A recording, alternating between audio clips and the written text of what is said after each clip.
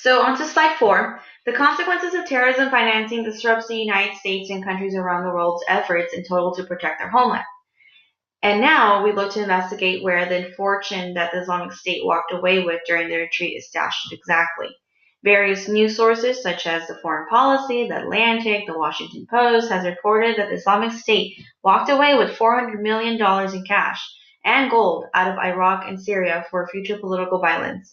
And just because the Islamic State lost about 98% of their territory, there is still currently Islamic State sleeper cells that are actively conducting surveillance and reconnaissance of these areas to determine how best to operate before organizing small formations of fighters.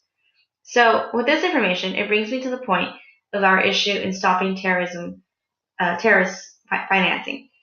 At one point, terrorist groups were working low-level criminal schemes and then became stronger by extorting in different venues, selling oil and taking land, and before anyone knew, these terrorist organizations were crazy rich and successful.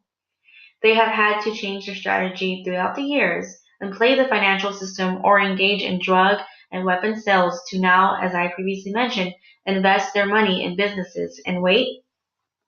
However, their strategies are malleable, and that's the most threatening part about it all.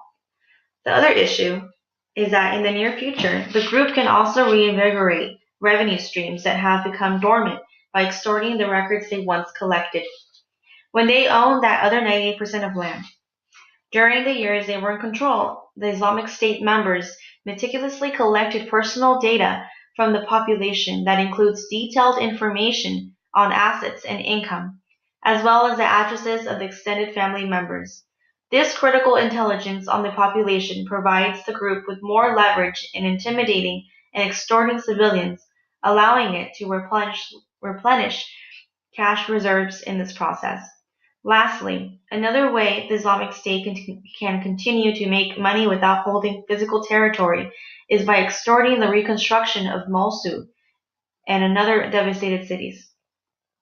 The Islamic State's predecessor organizations like Al-Qaeda in Iraq and the Islamic State of Iraq perfected the art of extorting the construction companies and other entities attempting to help rebuild cities, towns, and villages in Iraq.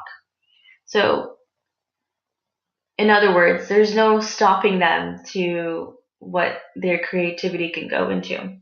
So these are all issues and steps that we must consider that these terrorist organizations are going to carry out. Therefore, the underlying issue is that if terrorist organizations are positioning themselves, then we must as well with our tactics. And this goes for every country. We have the need to modernize and isolate better tools within all the agencies, and as per usual, communication, and that calls for deep analysis in the management carrying out these efforts, such as with fusion centers and collaborations efforts with the United Nations. There's always room for improvement, but it is vital for our efforts to continue and to not be distracted with other political ventures and goals.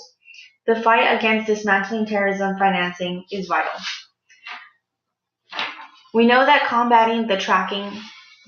we know that combating and tracking down terrorist financing has become difficult due to defining money laundering and terrorist financing across countries and agencies, also the lack of paper trails and transactions, and fake charities and nonprofit organizations are very popular as well out there.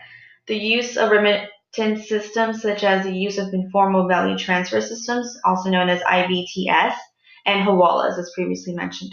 Other sources of funding like oil, extortion, ransom, the sale of drugs, weapons, etc. And also, it doesn't help with all the lenient bank laws that are still found in many countries.